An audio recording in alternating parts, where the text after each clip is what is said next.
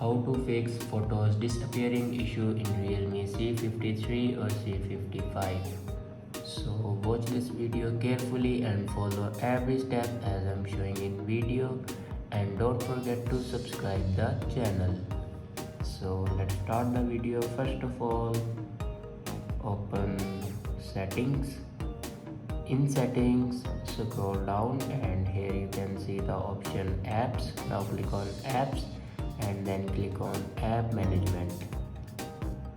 Now scroll down and click on photos app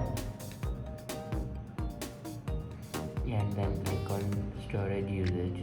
Now here you can clear the cache memory of photos app. After clear the cache memory, then go back to your home screen and check your cycle bin.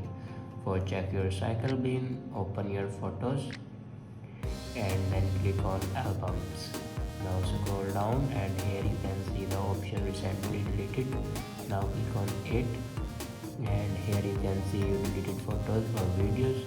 Now here you can recover or delete your photos or videos. After that, go back to your home screen and restart your device. For restart your device, press and hold power button and then swipe up to restart your device. After doing these steps, your problem will be fixed. I hope this video is helpful for you. Thanks for watching.